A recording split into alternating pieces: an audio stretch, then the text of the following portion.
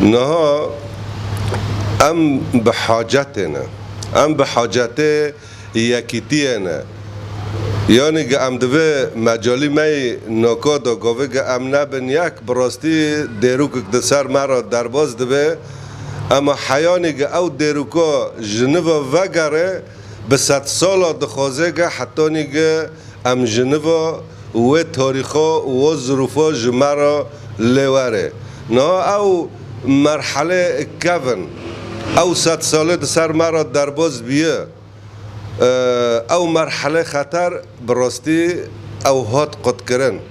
اما مرحله هبین تنبینی ملتی کرد نهاد و دمه دا ام بانگل چی قاسا احزابان لگیا دکن و امثلا و حرمتی خو جوان را یک بی یک بره دکن جبرگ رو دوی دمه نها ام تیدا اف هبون و تنبینا ملتی ما کرده گره که جهافده را کیف خوش ببین.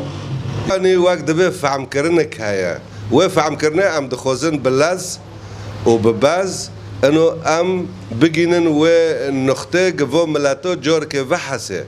یعنی و ملتا ری ودن ری و اف نجارا سلافه ده تنگه وارا او ده تنگه هنک دن را یکیتی کرداکه که چه به نه این واره تاریخی کرد دیروکی کرد این واره دراسه بکه.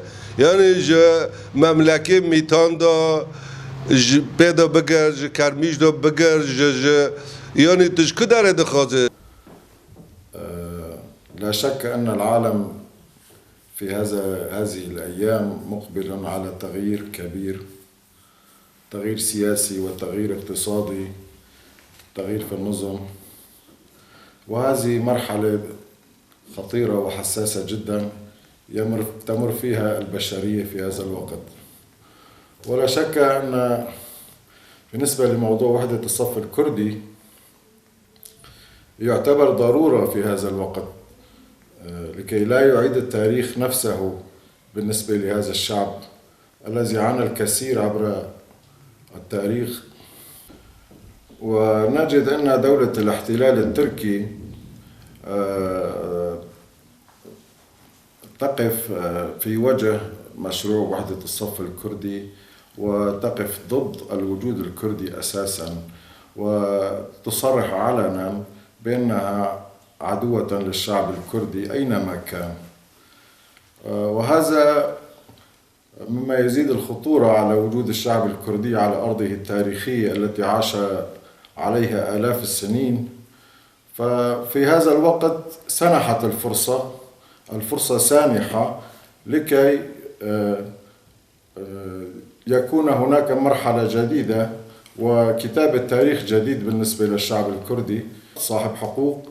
وموضوع وحدة الصف الكردي موضوع جدا مهم ومطلب جماهيري وشعبي، ليس مطلب أحزاب سياسية فقط، وإنما ضرورة تاريخية.